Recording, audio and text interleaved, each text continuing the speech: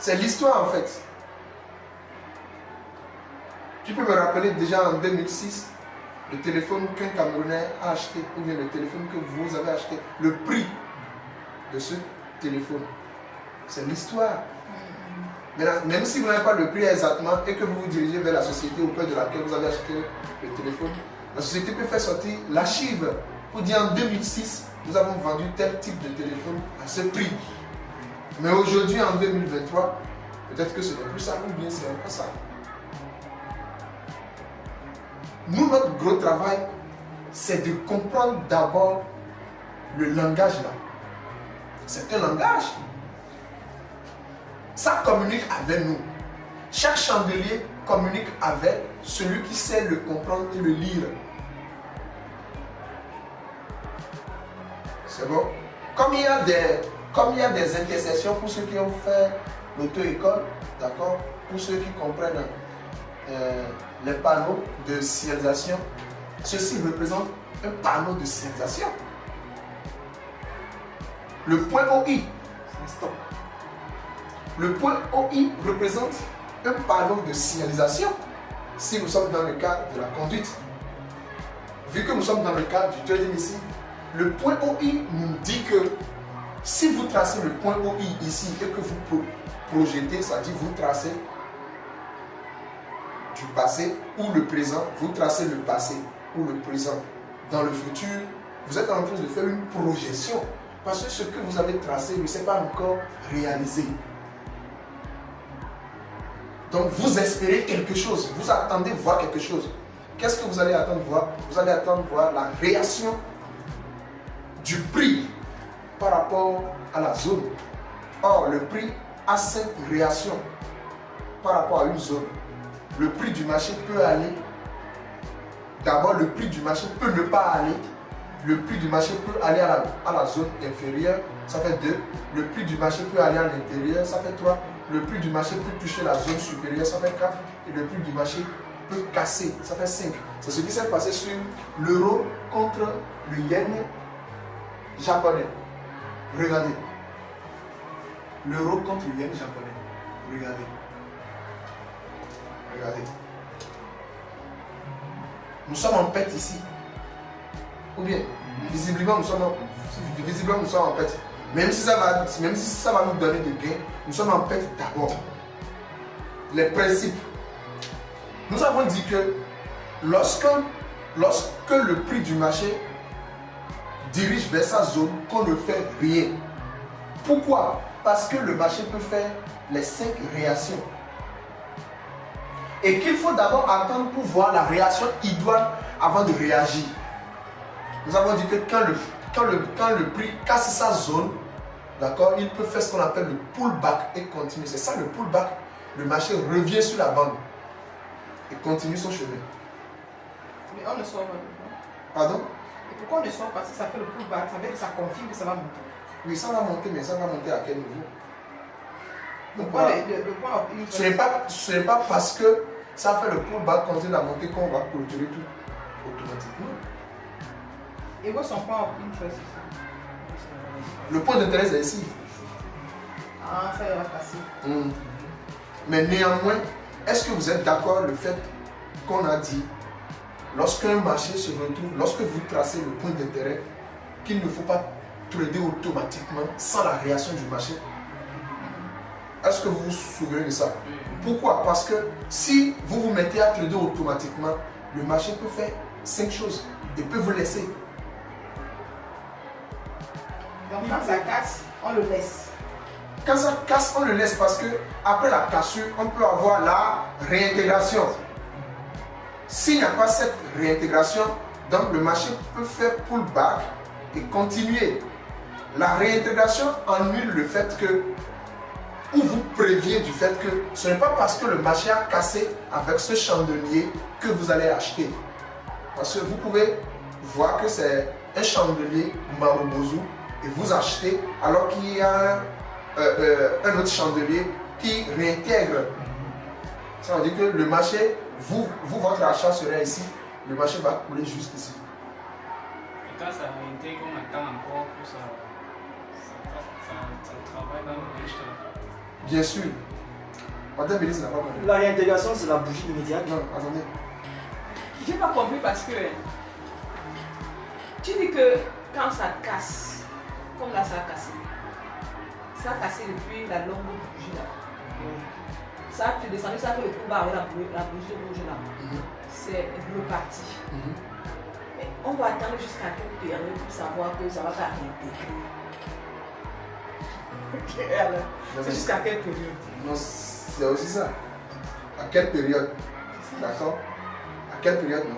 On va maintenant chercher le niveau de résistance prochain. Vous voyez maintenant? À quelle période nous avons maintenant les niveaux de résistance prochains? Je viens, monsieur Alain. Or, les niveaux de résistance prochains, nous avons un niveau comme des chiffres institutionnels. Un chiffre rond est un prochain niveau de résistance pour le marché. Vous voyez là? Parce qu'effectivement, quand le marché casse un niveau et que ça continue à monter, ça peut s'arrêter ou ça peut s'essouffler ou ça ne peut que s'essouffler sur des niveaux de résistance qui sont constitués en deux chiffres ronds qu'on appelle des chiffres institutionnels. Est-ce que vous connaissez ça? Donc, j'avoue, c'est pourquoi je vous apprécie tout le monde d'ailleurs, parce que vous posez des questions qui épuisent même les réserves. Vous posez des questions de telle sorte qu'on ne peut même rien garder. Quand le marché casse sa bande, d'accord, fait un pullback, je vous rappelle, je fais un pas en arrière. Avant de répondre à votre question, je vais profiter pour faire un pas en arrière. Quand le marché casse, regardez, le marché a cassé la bande avec ce chandelier japonais. Est-ce que c'est le prochain chandelier qui réintègre? Ce n'est pas toujours nécessairement. Pourquoi? Parce que ici, on peut profiter pour avoir ce qu'on appelle l'étoile du soir. L'étoile du soir, c'est la réintégration. L'étoile du soir, c'est la réintégration en fait. Parce qu'on a un chandelier vert ici, peut-être, d'accord? On a un chandelier vert ici, on a un petit vert ici, et on a un gros rouge. D'accord? Donc, ceci réintègre déjà. Maintenant, ce n'est pas le cas. Combien de chandeliers on aura comme réintégration? On ne peut pas le dire automatiquement. Pourquoi? Parce que tout ce qui est à vérifier d'abord, après la cassure, est-ce qu'on a un pullback? Oui. Le rouge là. On va faire un petit jeu. Je zoome un peu. D'accord? Je zoome un peu et on va faire ce petit jeu. Madame Elie, s'il vous plaît, venez m'aider au tableau. Vous allez m'aider. D'accord? Supposez que vous êtes l'enseignante parce que très bientôt vous allez diriger les cours, les séances de cours. Si vous prenez ce chandelier japonais, d'accord, et que nous faisons le calcul du price action, nous poussons un peu la curiosité, vous allez voir que ce chandelier a renforcé, ce petit chandelier a renforcé ce gros. Ou bien, parce qu'il rentre, c'est bon? Maintenant, si nous combinons les deux et que nous les associons à ça, qu'est-ce qui se passe? Le rouge a diminué légèrement. La mèche commence ici désormais. Oubliez la mèche d'abord. Pas dit qu'on va les supprimer. Au fait, je suis en train de le dire comme ça pour vous aider à mieux voir. Oublions juste les mèches et prenons les corps. Le rouge dans le vert. Prenons les trois là. Le rouge dans le vert. Ça veut dire que ceci appuie ceci. Ça veut dire que ceci va monter sur ça. Oui, mais ce sera juste là. Oui. Maintenant, celui-ci, il y aura un petit décalage. Il y aura un petit décalage en haut. Il y aura le vide, il y aura la mèche en bas. Non, il y aura plutôt la mèche en haut et le corps en bas. Parce que ceci ennuie ici légèrement. Ceci rentre ici. Ça fait 1. Mais quand ceci entre, tu vois que c'est pas nettement. Non, mais c'est pas net. Non, ça ne gêne pas. Ah bon? Oui. Ok, donc si ça rentre comme ça, tous les corps là sont annulés, ça fait une longue mèche qui commence jusqu'ici. Le corps commence là. Voilà, c'est bon. Est-ce que le résultat que vous venez de faire, est-ce que ça a annulé le POI? On va voir le POI. Vérifiez le POI.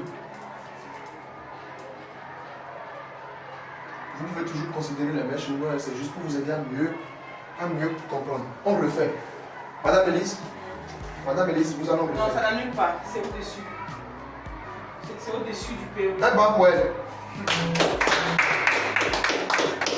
Vous voyez, malgré ça, est-ce que ce chandelier a annulé le niveau du POI?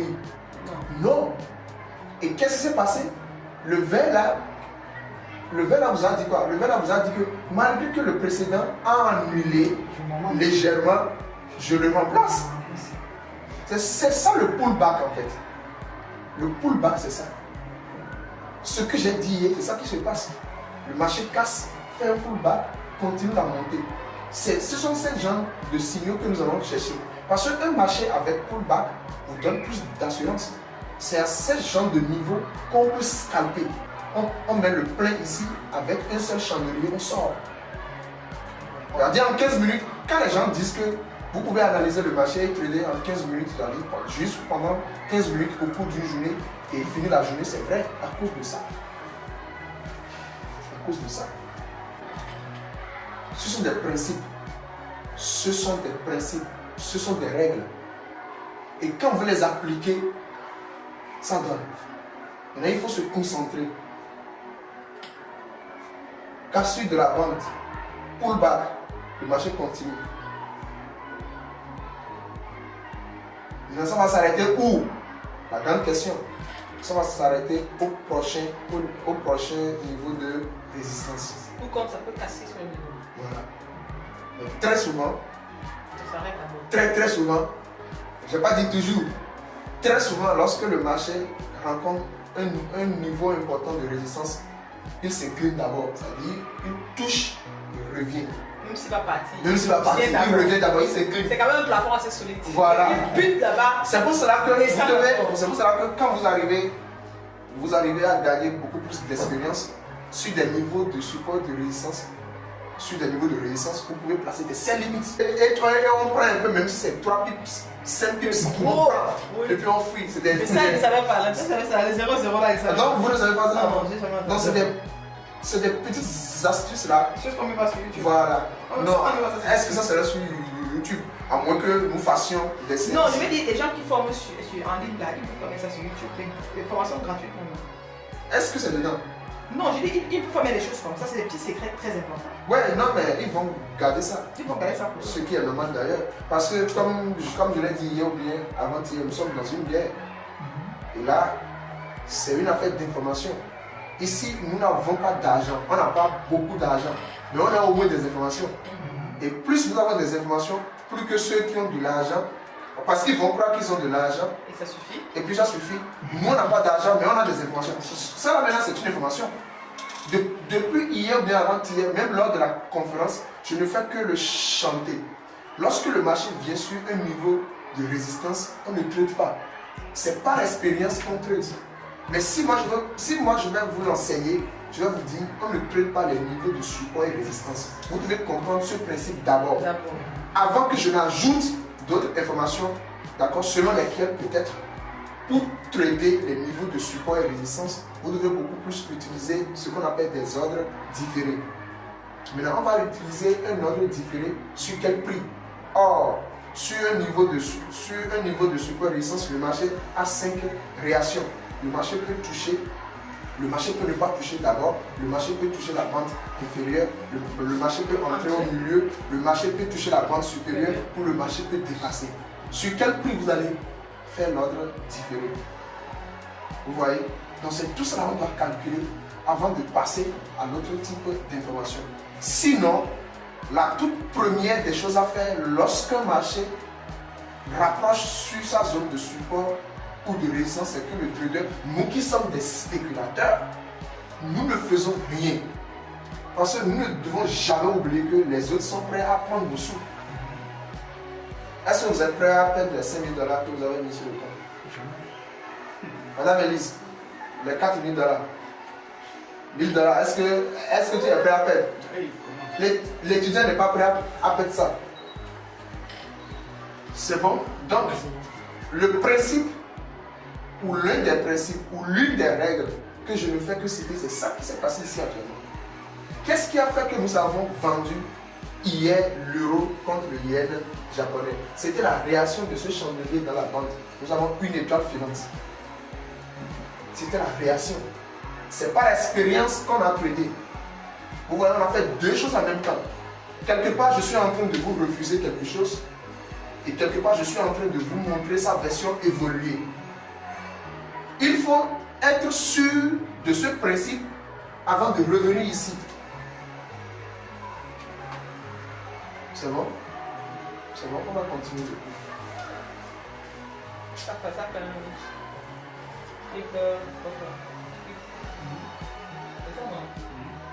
bon choix. Je suis en train de tomber. Ça testé. Il faut que je m'attache pas pour ça. Ah. Là, on continue. Ouais, il a pris tous les trucs. C'est bon. C'est bon. Et après, on est parti à ce C'est bon. Avec 500 de profit. Avec 500 de profit. Avec 500 de profit sur l'or. Ouais. 500 de profit. Vous étiez là quand j'avais pris le dernier ordre. C'est génial. Bon, moi j'étais en train de j'avais pu voir tout ce que je cherchais. Il faut plutôt chercher à savoir si ce que j'applique, si vous pouvez le faire.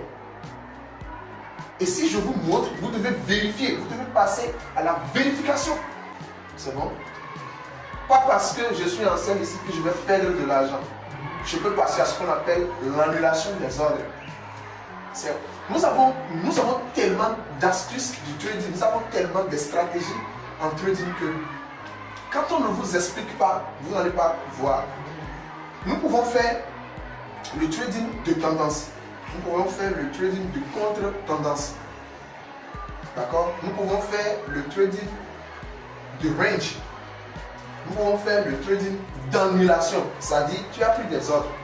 Et tu as vu que bon, tel que cette histoire se retrouve là, ça ne t'avantage pas. Tu cherches autre opportunité sur d'autres paires. Tu mises.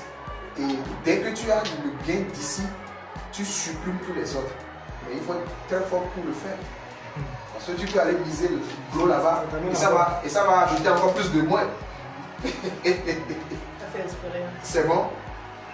C'est bon? Il y a aussi des possibilités. Il y a aussi cette possibilité, j'allais dire, d'annuler les ordres qui sont déjà en moins.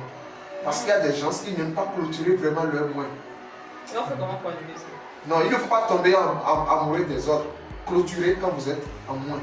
D'accord? Vous clôturez. Quand vous voyez que le moins là, ça ne vous avantage pas, vous clôturez. C'est bon? Maintenant, d'autres types de personnes peuvent faire ce qu'on appelle l'annulation des ordres.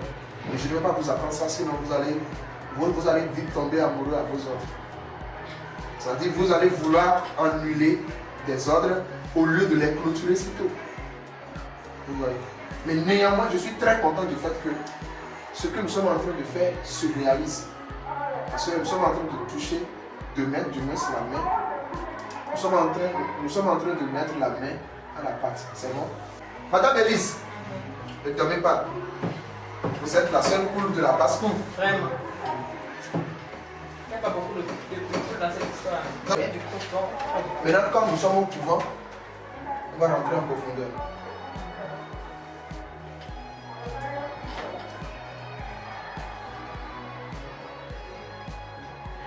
Écoutez bien, regardez. Vous allez voir le pourquoi j'ai dit que l'euro DPY est dans sa phase haussière. Ça s'est passé en 15 minutes. Quand on prend autre unité de temps, on ne va pas toujours voir drapeau, mais on verra quelque chose qui concourt, qui est toujours dans la même. Voilà.